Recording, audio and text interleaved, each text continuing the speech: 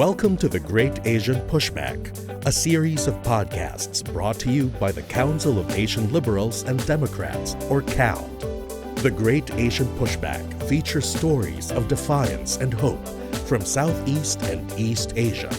Individuals, young and old, and organizations on the ground and online are assisting authoritarian regimes. Theirs are voices crying out for freedom and democracy. These podcasts aim to empower and inspire all of you out there who are shining the light on the darkness in this part of the world. Hello, welcome to the Great Asian Pushback, a series of podcasts brought to you by the Council of Asian Liberals and Democrats, or CALD. I'm Marites Vitug, a journalist from the Philippines, and I will be your host for this series.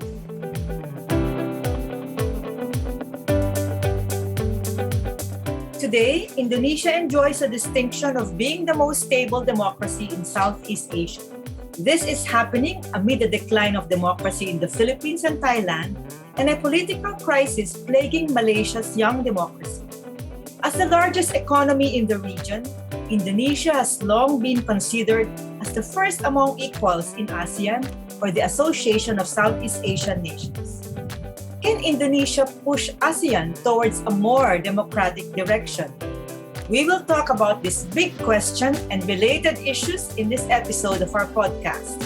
Our guest is Rafendi Djamin, former chairperson of the ASEAN Intergovernmental Commission on Human Rights. Currently, he is senior advisor for the Human Rights Working Group, Indonesia. Rafendi joins us from Jakarta. Welcome to the Great Asian Pushback, Rafendi. Thank you for making time for this interview. Thank you so much, Marites. Thank you for the very generous introduction. Well, let's start with, of course, the big issue of Indonesia as the acknowledged most democratic country in ASEAN, having eclipsed the Philippines, my country. So do you share this view, and what factors make Indonesia a stable democracy? Yeah, we learned a lot from the Philippine democracy. It was, I think, started in 1986, right?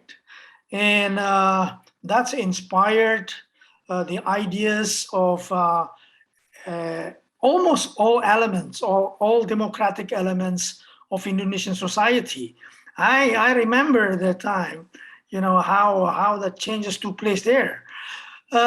Yes, Indonesia, learning from those lessons learned from the Philippines and toppling 30 years authoritarian regime of Suharto, which was actually also, of course, supported by the economic crisis at the time, that became a political opportunity for a radical change in terms of a system, of a state.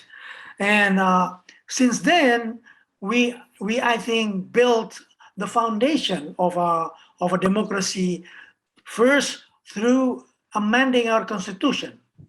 So by amending the constitution, adopting almost all norms, specific norms and values of human rights, that is a very good starting point of our reforms. And then it was followed up by the separation of the armed forces with the police forces. Yeah, democracy needs police forces. So at the beginning, we know if this is not separated, then we will not have we can never have a healthy democracy. So military and police were separated. At the same time, the building of a legal framework, more and more legal framework based on rights norms, as I said on the amendment of the Constitution. And it was followed up as well with the building up of independent institutions. So you need an institutional, at the same time, a legal framework, which is a right-based legal framework, and the institution that implement it, so that the check and balance system develop, and grow. At the same time, electoral process is needed for democracy. We believe with multi-party democracy. So learning by doing is the process of the 2 decades of democracy. I wouldn't say that that our democracy now is quite mature, because corruption is still very rampant, and the corruption is also rooted from the political process, from the so-called multi-party, the large territory of Indonesia makes it very expensive to run for a leadership. You need $1 billion, to run for a campaign and advocacy. So that is why, despite of these challenges, some of the structure that guarding the democracy is still working. That's why that the world can see that this is a kind of stable democracy after 2 decades of exercising and learning what democracy is. So with those, lessons learned and the changes in the past 2 decades, how can Indonesia use its position in ASEAN to strengthen, to make ASEAN a stronger rights-based organization? Later we can talk about what's happening in Myanmar and Cambodia, but maybe now as we look at the big picture, how can Indonesia use its strengths? All right. That's an interesting question, Marites. I am myself was becoming interested into ASEAN as a regional bloc for my advocacy only very recent. It was only in 1996. I didn't care about ASEAN before in my work as human rights activist. I go straight to the UN system. There are a lot of special rapporteur, there are a lot of convention, monitoring the implementation of human rights convention, and using the bodies at the UN. At that time was still Human Rights Commission, and then now become Human Rights Council, right? So we were using that. Only back in 1996 that we think that ASEAN is becoming interesting. Yeah. Why? Because there has been a very good changes, norms, when they're trying to set up the ASEAN Charter. So our engagement as civil society, Philippine civil society, almost all civil society from all member states, we began to advocate what democracy is and how Indonesia, especially because I came from Indonesia, can play a bigger role in terms of building a rights-based regional bloc. So that's how it started. So the most important point as well, Indonesia has been playing, refraining itself as a big brother of the bloc. It is not like the SARC, where you have a giant India. So when giant India doesn't want to do anything, the SARC is a kind of limb, it doesn't move. And that's I think a very good starting in the regional cooperation, that a big country like Indonesia, in terms of territory, 250 millions is almost 1/3 of the whole ASEAN population. Yeah, even the territory is also very, very huge, the water as well as mainland territory. So Indonesia is always playing not as a big brother. So the leadership is always leadership by example. It's not telling you what to do, but showing how we do it, how things will work, and that's the learning process taking place.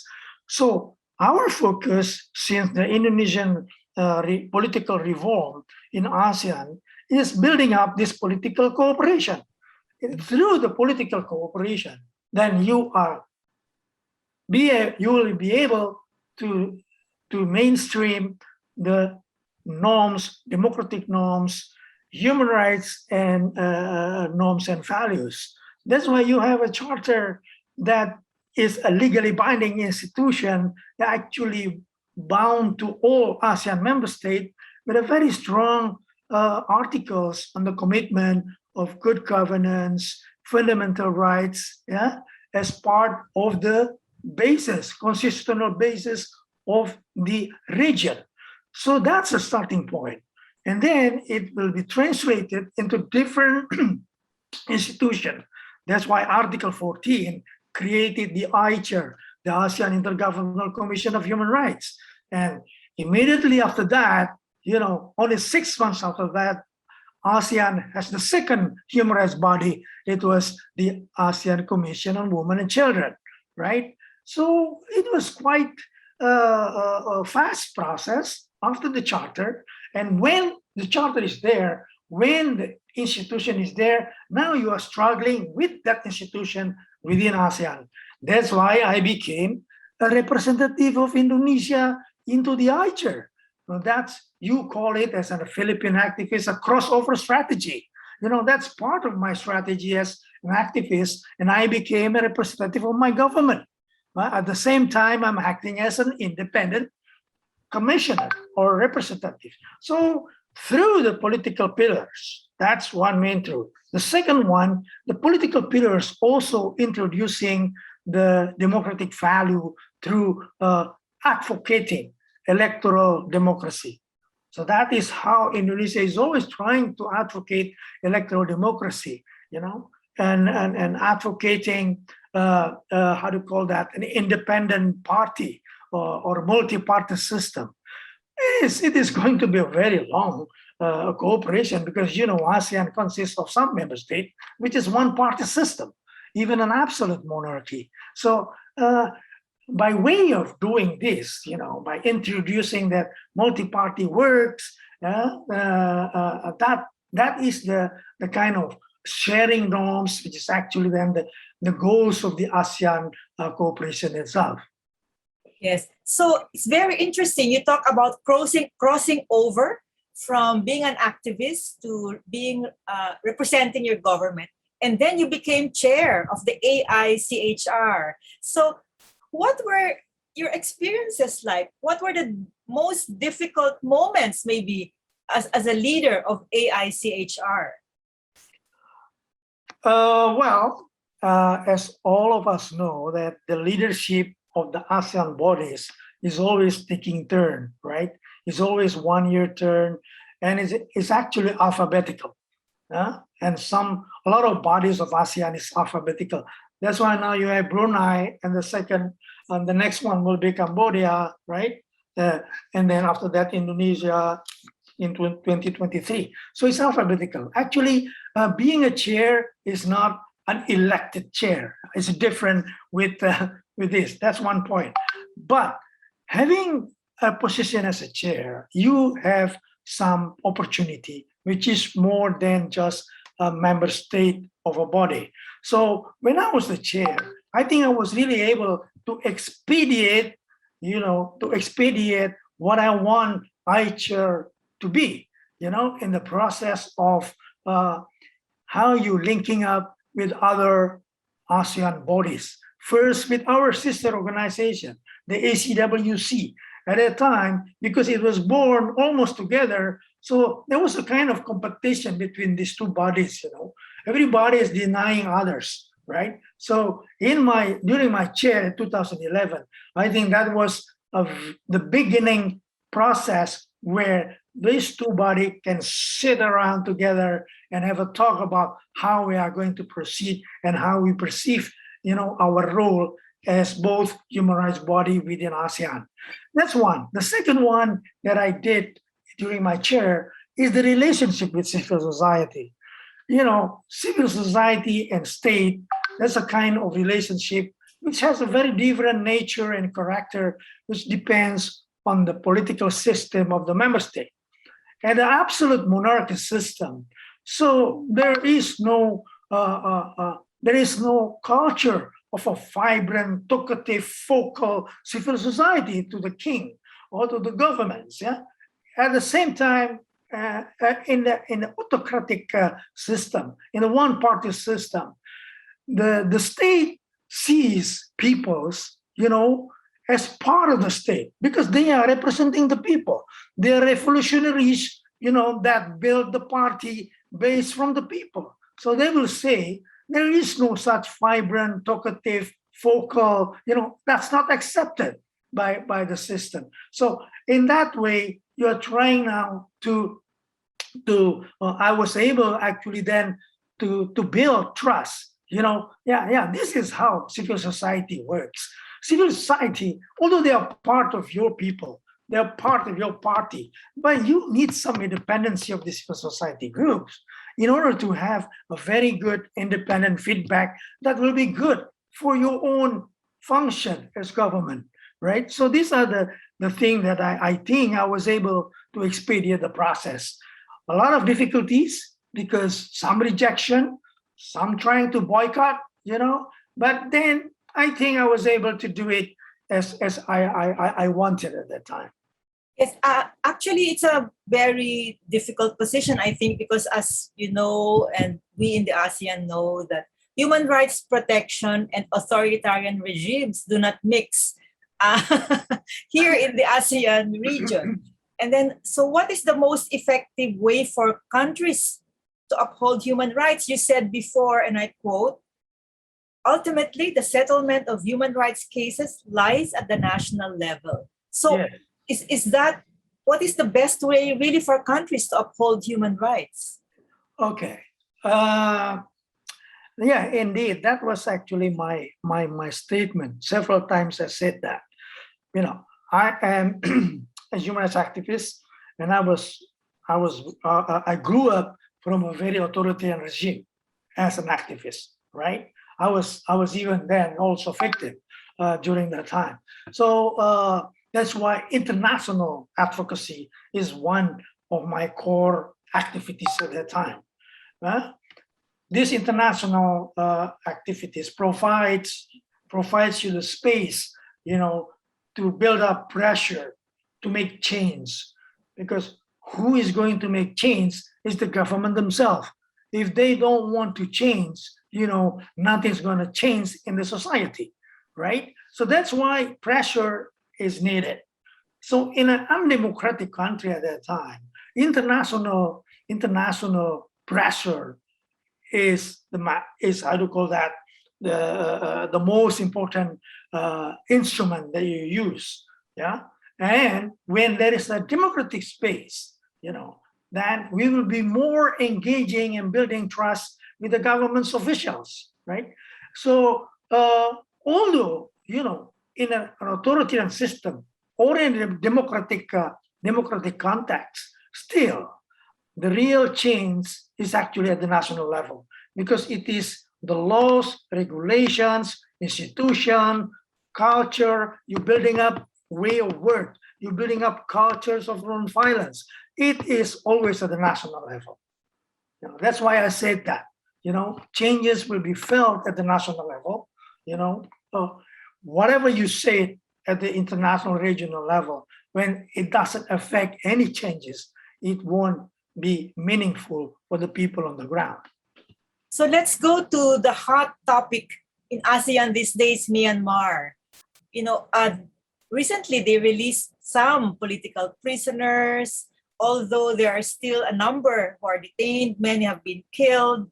And ASEAN for the first time did not invite a leader of a member country to its meeting. What do you think can be done about this problem called Myanmar? Yeah. Well, we have experience. We have experience dealing with authoritarian military regime of Myanmar, and it was we as well. Even Indonesia at that time, giving some space, an opportunity for Myanmar to become a chair of ASEAN, right?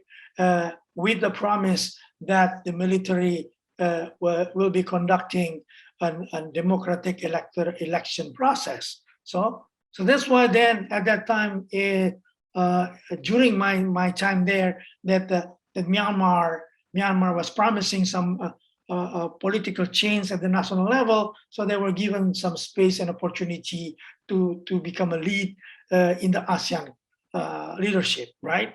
And now another coup is taking place. So we will have to face and deal with this. And I think as a regional organization, building up the charter, there is a dispute. There are articles about how are you going to settle dispute, but this mechanism hasn't been used. This is a norms, but the mechanism was not yet agreed upon and conducted and implemented. But the practices is important in this context. Practices like what now ASEAN is doing, by not inviting, an official, that is already a kind of sanction that the regional bloc can do. We are not yet at the situation like in the Organization of American State or the African Union, when there is a serious breach of the charter, then there are a very robust sanction mechanism taking place. For example, like suspending the membership, but this suspending even not happening yet in our practice. So these are the things that has to be built on, in the process as a regional bloc, to really become meaningful in the context of maintaining cooperation, at the same time also sharing and building up the values and norms that agreed, democracy, rule of law, good governance, and for respect to fundamental rights. Let's go to the other authoritarian country in ASEAN. I mean, you've been working on human rights issues for a long time. So what are your thoughts about Cambodia? I mean, it's been there for a long time. You've said earlier before our interview that it's been an authoritarian state for many years. And recently, Cambodia passed a law banning dual citizens from seeking higher posts, meaning I think this is referring to their opposition leaders in exile who will be practically excluded from the elections. So again, this is a basic right to participate in elections. So what are your thoughts? So, I mean, as a human rights activist. Yeah, yeah, thank you, Maritas. Yes, this is a very, how do you call that? It's not something new. It's one how do you call that? A very common tools of an authoritarian governments to suppress, the opposition. So that happens as well in Myanmar, when when Aung San Suu Kyi was not yet elected. There was also a time that there was an issue of that because she was having another nationality, so she's not eligible to run for president. But then she ran for president, right? So this is the process. So when an authoritarian government like now Cambodia, which is becoming authoritarian, there was a time that they were more democratic, right? There were more vibrant civil society. A lot of NGOs in Cambodia is amazing. For such a small country, a number of civil society organizations, CBOs, are amazing. So as if there was also a time that a democratic space was provided by Hun Sen at the time. But now Hun Sen, because he's getting longer and longer in power, right? So yeah, he's becoming the longest authoritarian leaders in our region. Even Suharto, 30 years only, and then Myanmar only about 20-25 years. But now Hun Sen's probably almost 40 years. After 75. So this is a very useful instrument, tools of technique of authoritarian regime, to limit regulations by law. And this practice is also conducted by Singapore. Look at Singapore. They're creating now a new law, non-intervention law, something like that, which is basically trying to control that their own civil society will not be able to use, the sources, which is social media or technology, to have a control of the government in running the government. So even a so-called liberal economic country like Singapore is always a repressive regime. Okay. Now, let's turn to the personal context because you've been really a defender of human rights. So we're interested, how did you evolve into a human rights defender? Maybe talk a bit about yourself. Yes, yes. Yeah. Yeah, I know. It's quite, when I look at myself, yeah, what am I doing now? I'm now entering the years of 70 years, right? I'm 64 this year. Yeah. So, but this is the life that I've been doing and I enjoy it. And I feel blessed until now what I've been doing. And I'm very glad that I can still maintain my commitment, my activities, for the work that I have passion on it, right? It came from my experience. Before I'm just a teenagers, who loves dancing, drinking, partying, And when I entered university, then I learned and I became an activist, a student activist, and I ran for a presidency of student body. Then I came across with different students from different socioeconomic background and became to think critically. I took my sociology as my subject. So then I became to learn all critical thinking, or book from leftist literature that I read all of that, and these are the things that shape as well my convince, my passion that when I live, I will have to live as well as much as possible to the norms that I believe in, right? Even I was a victim of a freedom.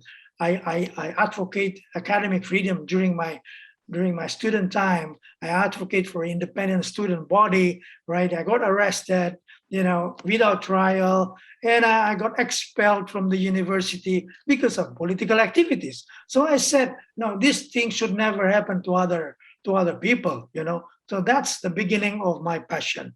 And then you will have to continue and maintain this passion by working on it, talking to the victims, becoming friends with the victims, and understanding the life of the victim as well. So I think that becomes a very strong drivers that you continuously commit with the norms that you believe in.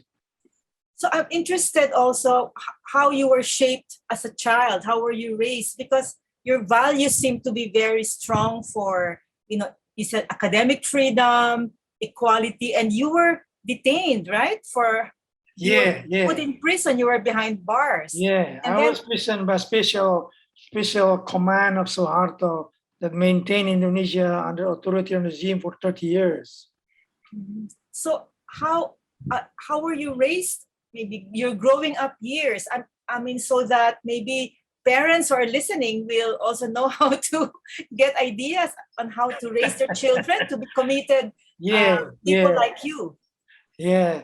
Well, my father is a Navy officer, right? So a Navy officer from an authoritarian regime, okay? But he's also an academic. He's a political, how do you call that? Political international relations graduates. So he learns about social values. He learns as well, and he always teach me about how to uphold norms and values. We always have a debate and discussion. And he's always trying to give me a space for a debate. Although sometimes that I will have to lock myself, not to see him for a couple of days after that, because he's still the father, he never got wrong. But he's trying. He's trying to be open and that. So I think that's the beginning. And I came from a Muslim with a liberal minded thinking. So when I see now the development of conservatisms, the radicalization, it is really becoming very sad. That our society now becoming very much divided because of that wrong values. The value is not wrong, but the way you actually advocate and believe in it is wrong, because then you're losing your tolerance. You only believe what you believe in, and you are also imposing what you believe into others, even by violence. So that's the issue. So maybe a final question, Rafendi. Would you have parting words for our viewers and listeners, especially the young people and those who are committed to fighting for human rights?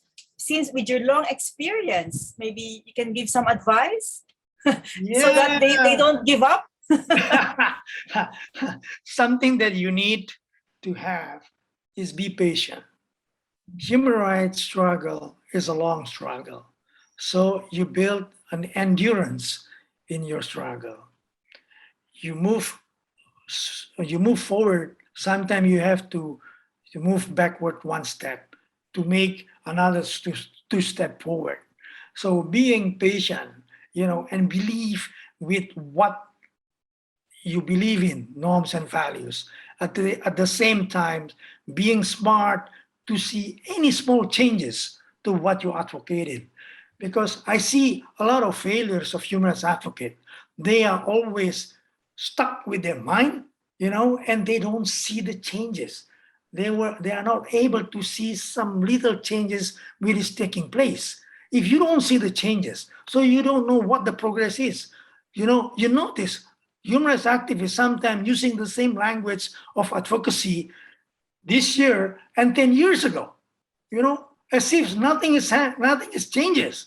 But the world is changes, the society is changes, technology has been changed. Now we are living in a very, very open and difficult social media network globally. At the same time, because of this freedom that you have, you become even more fanatic. You just want to see one sources. You don't want to see any other sources, although there are a lot of options, So these are the challenges of the new generation of activists.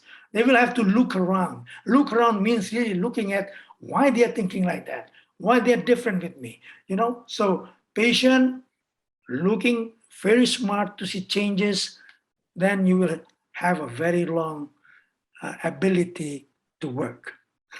Well said. Thank you so much, Rafendi, for keeping us company for the time, giving us the time for this interview. Yeah. Thank you, Rafendi. Thank you. It was great talking to you. Thank you for keeping us company. Keep pushing back against autocracy. Keep fighting for democracy. The Great Asian Pushback is produced by the Council of Asian Liberals and Democrats with the support of the Friedrich Naumann Foundation for Freedom. This episode was made by Marites Vitug, Lito Arlegue, and Paulo Zamora, with creative input from Jaja Hanolo, administrative assistance from Audie Frias and Chelsea Caballero, and editing by Point B Multimedia.